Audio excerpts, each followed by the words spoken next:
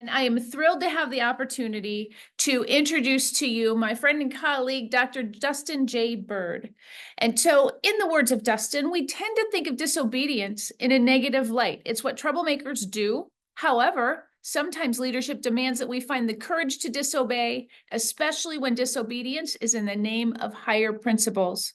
Dustin's going to build that idea out for us, and he's going to engage us in a conversation so we can really think about, what does that mean for us as courageous leaders, and what kind of license does it give us? Dustin, welcome. We are so happy to have you, and look forward to a great conversation. All right. Well, thank you for having me, and thank you for the invitation to address everybody on this this momentous occasion, on this great event. So, as Kelly said, my name is Dustin J. Byrd. I'm a professor at the University of Olivet. I teach philosophy and religious studies and a whole bunch of other stuff. And what I'm going to talk to you today about is the courage to be free, the ethics of disobedience.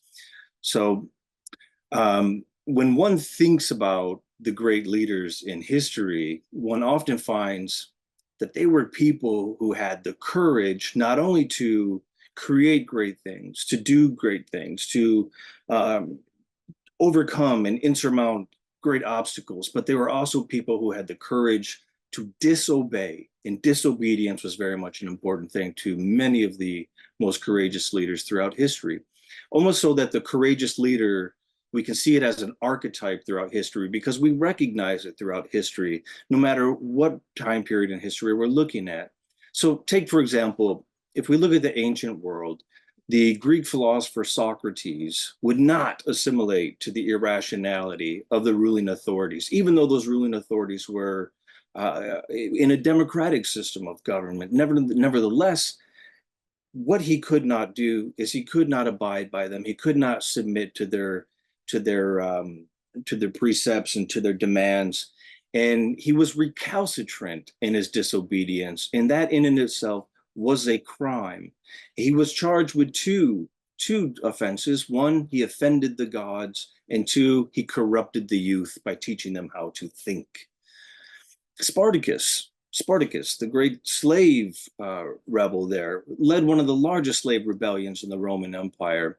And he would no longer be a slave, nor would those who he led be a slave. His rebellion was a great way of disobeying the status quo of the Roman Empire. And likewise, Jesus of Nazareth, for instance, his teaching was a political rebellion against the Empire of Rome. Rome was not the kingdom of God, and thus he would not assimilate to its demands. In the late medieval period, we can talk about and think about the Protestant reformer Martin Luther. Martin Luther refused to violate his conscience and thus risked his life for his beliefs. His courageous leadership led to the beginnings of the Protestant Reformation, which was a civilizational sea change in the West. After leading the armies of the Dauphin, Charles VII, Joan of Arc refused to renounce her beliefs and her visions, even while under the threat of torture by the English authorities. In the early modernity, the American founding fathers were people who said no. They were no longer going to obey the authorities, and they revolted against the authorities of England, against the king, and against the parliament. The abolitionists who founded the schools, such as the University of Olivet, and who fought against slavery, and those abolitionists, including William Lloyd Garrison, Frederick Douglass, and the most controversial of them all, John Brown, very much people of disobedience. Of course, the slave rebellions of the United States of Denmark Vesey and Nat Turner, large movements of disobedience. In our own period, we can think of a few of the great people who disobeyed, the great leaders, and that is, think about the White Rose. Now, a lot of Americans haven't heard of the White Rose, but the White Rose was Hans and Sophie Scholl and their companions and some of their professors. They were university students at the University of Munich during the Third Reich. They distributed anti-Nazi and anti-war leaflets at their university in 1943, knowing that it was illegal. It wasn't just wrong, it was illegal. They knew they were taking a risk. Nevertheless, they did it. They saw the catastrophe that was coming from this war, the catastrophe that was coming from the Third Reich, and they passed out these leaflets all over their university. Eventually, they were arrested, interrogated, put on trial in front of a judge, Roland Freisler, and found guilty, and they lost their lives. All of these young people lost their lives. But nevertheless, they stand as testaments to history of what it means to have courageous leadership and say no. Dietrich Bonhoeffer, a Protestant cleric and theologian, he also had to wrestle with this idea of when is it moral, when is it ethically right to say no and engage in tyrannicide. Rosa Parks, in our own history, refused to move from her seat. She simply replied, "My feet hurt," and she wasn't getting up. Now, it wasn't spontaneous. She was trained to do this, but nevertheless, that training came from a conviction that she was no longer going to suffer the consequences of a racist status quo, and she refused to move. And we remember her today. Of course, Dr. Martin Luther King refused to back down despite the relentless attacks on him personally from members in our government, individuals, and groups. And nevertheless, he said no and offered a vision of a better America, a better tomorrow. Even just recently, in the last few years, Colin Kaepernick, the NFL quarterback, who sparked much controversy, he refused to back down. What was his message? It wasn't about the cross or the flag. It wasn't about patriotism. It was about solidarity with people who were dying. It was about Black men who were needlessly being murdered by the hands of police. He was bringing attention to this. And so he refused to be silent in the face of that type of wanton destruction of human life. These and many other nameless and anonymous individuals found the courage to say no. And in saying no, they answered a higher principle, much higher than the one of obedience. Many of them did not survive their disobedience, but did change the world and change their societies. Others survived and likewise changed the world. So why does this word disobedience get such a bad rap? We have to think about this. Now, as children, we are told to obey. We are told to listen to our teachers, our elders, our community leaders, our religious leaders, and our politicians, sometimes from the last ones. We are brought up to believe that obedience is a virtue while disobedience is a vice. We were often punished when we disobeyed, both at school and at home. And for some of us who had mothers who taught in the schools we went to, when we got in trouble at school, we got in trouble at home simultaneously. So we didn't get away with anything. What we inculcated from these experiences is that disobedience is always suspect. Tacitly, we've come to think that those who disobey are only criminals, moral degenerates, and outcasts. These are people who have failed to become well-adjusted to our orderly society. And their disobedience is a sign that they lack proper socialization, moral fortitude, integrity, or what my mother always called good home training. I would like to challenge that notion. Disobedience is a dialectical phenomenon. It contains both within itself a potential to be both positive and negative. It contains within itself both the potential to be progressive and regressive, propulsive and retrograde, emancipatory and domineering. One can engage in disobedience as a rebel, or one can engage in disobedience as a revolutionary. But we have to ask, what's the difference? The rebel is pathologically disobedient. Disobedience is the default way of life for the rebel. The pathological contrarian comes to mind. This person, it doesn't really matter what the subject is, they will always take the contrary position, even if it is not what they truly believe. I'm sure many of you have run into the pathologically contrarian. I certainly have myself. For the rebel, disobedience in all things is simply a way of being in the world. In many ways, it is a cry out for recognition and for attention. That's not what we're talking about. For the revolutionary, disobedience is a decision, a moral and ethical decision, one takes in the name of a higher principle. It is not the default setting, but rather the result of discernment, a thorough understanding of the moral and ethical problem that confronts them at that given time, within a given context, with a given pretext and subtext. In discerning these problems, one must evaluate what the first principle is. What is the first principle that governs this problem? For example, if the moral problem is racism, equality guides the decision to disobey. If the moral problem is injustice, justice guides the decision to disobey. If the moral problem is oppression, freedom guides the decision to disobey. That brings us to the question of freedom. Why do I say the courage to be free? Freedom is not something one is given. Freedom is something that one lives. It's something that one embodies. It's a lived, substantive way of being in the world. The philosopher and psychoanalyst Erich Fromm reminds us that millions of people willfully abandon their freedom to ideologies, leaders, political projects. This happens all the time. This happens in our country, this happens in Europe, this happens in the Middle East, Africa, throughout Asia, all the time. People willfully give up their freedom. That sounds strange. As Americans, we want to think, we want our freedom, we cherish our freedom, we protect our freedom, and yet from a psychological perspective, from a psychoanalytic perspective, you see people abandon their freedom en masse. Why? Because those ideologies, those leaders, those political projects, they give people a sense of purpose, a sense of meaning, a sense of security and identity, when they're lacking that purpose, meaning, security, and identity as an individual. To remain free, ontologically free as a human being in ultimate reality, right?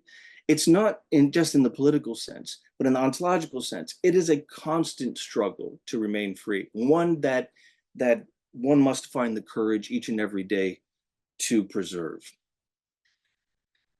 Oftentimes, to remain free often means that we must disobey.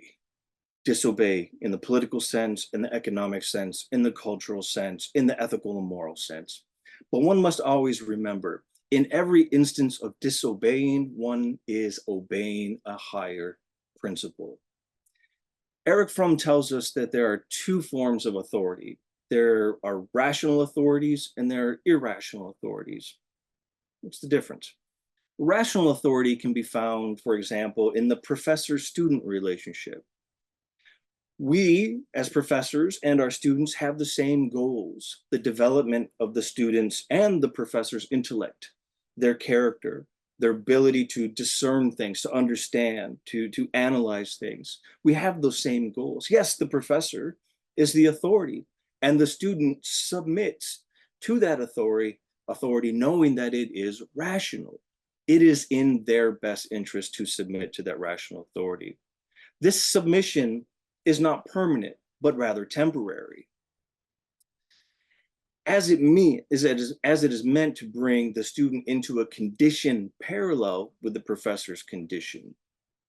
Irrational authority, on the other hand, is the authority that can be found in the master-slave relationship. The master is the ultimate authority, the absolute authority, but that authority is irrational. They do not attempt to develop the slave, to bring them into a better condition, but rather to exploit them. They want to keep them in that inferior condition, right? That inferior condition of servitude in perpetuity. The positive side of the disobedience dialectic is the disobedience to irrational authority. Disobedience to irrational authority is rational. The negative side of the disobedience dialectic is the disobedience to rational authority. Disobedience to rational authority is irrational.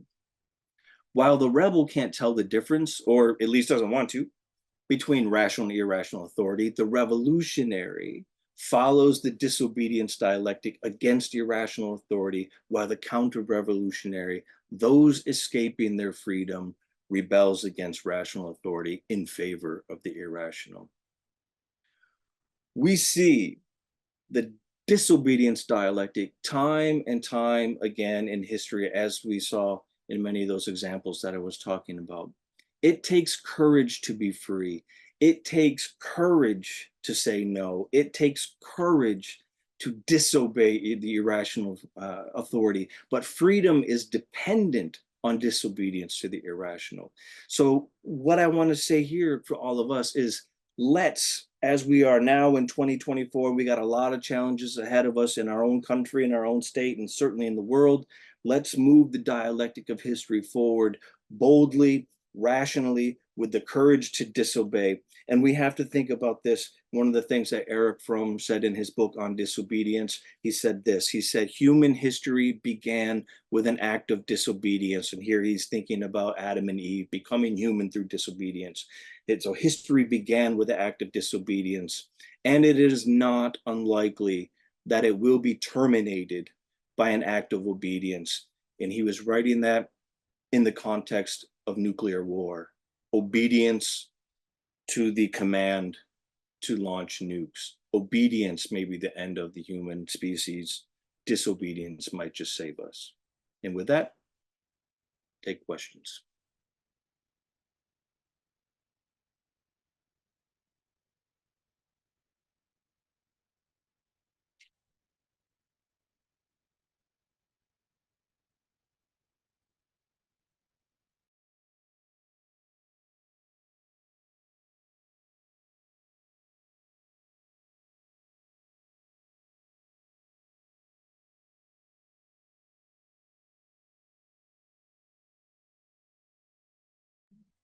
Dustin, I have a question.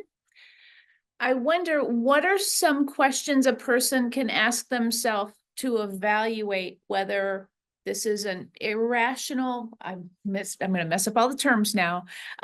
If they are disobeying a rational or irrational force, how do you evaluate whether it's one versus the other? That's a really good question. We are at a time right now in our own development as a country where that which is rational and that which is irrational is completely blurred. People can't tell the difference. And so people believe in many cases that they're engaged in disobedience towards a irrational authority when they do things like January 6th, the attack on the Capitol. But rational authority is predicated on truth. In truth, as a philosopher, truth is not something that is completely subjective. There is objective truth, even objective truth beyond simple facts. Facts are true, they're there, but there's also a truth that is outside of protocol sentences, if you will. And so one has to really engage in the world. One has to engage in politics and economics in a search for truth. And this is why I as a political philosopher, why I try to stay away from ideology as much as I can. Ideologies are closed semantic universes of certain ideas, principles, ideals that, if taken as dogma, can distort the way we see the world. Because now things that don't fit in our ideologies, we have to distort them so they do fit in our ideologies. And so when you have things like the big lie that came about after the 2020 election, that somehow it was stolen, there was massive voter fraud.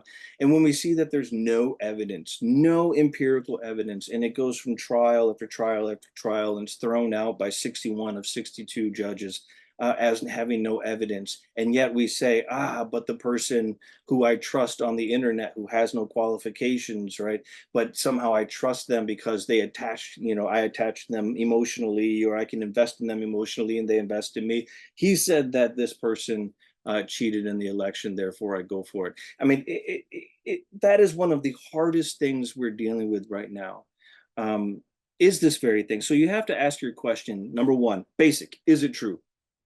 Is the assertion true, right?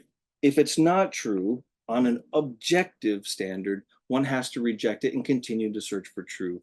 How we do that, we're in the realm of psychology at this point, not so much the realm of political philosophy. Psychoanalysis helps us to figure out why people desire to believe in things that aren't true anymore. A lot of that has to do with their needs, psychological needs. Like I said, the sense of safety and security and meaning and purpose and identity. They need that. And the untruths will give those things to them. The untruths have an export. But nevertheless, even if they have a nice export and we like them, we nevertheless have to stick true to truth. And truth is recalcitrant. It is true that racism is wrong. So therefore, I have to say no to it. It is true that misogyny is wrong. So therefore, I have to say no to it. It is true that aggressive warfare is wrong. Therefore, I have to say no to it. And that is a difficult thing to do. And as I showed with a variety of different people in history, a lot of times people lose their lives. Some of the best human beings of disobedience lost their lives in order to disobey. But nevertheless, disobedience is what drives history.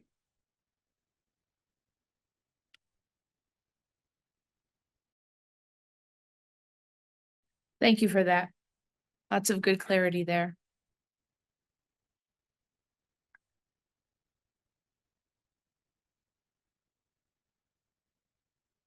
We will give folks another minute or two to think about their questions. In the meantime, I would like to let folks know that we have an opportunity through the leadership learning community to continue this conversation if we wish in our leadership learning community Canvas.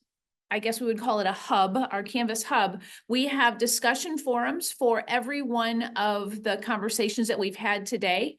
If individuals come up with a question, or if they in the next couple weeks are thinking about something that you've shared, Dustin, I'm going to welcome them to put some, to go ahead and process that in the discussion forum. Certainly you are welcome to go into LDR 900 and check it out, see if anyone is engaging, and if there's anything that I see, I will pass it on to you as well. Sounds good. Okay. Any other questions?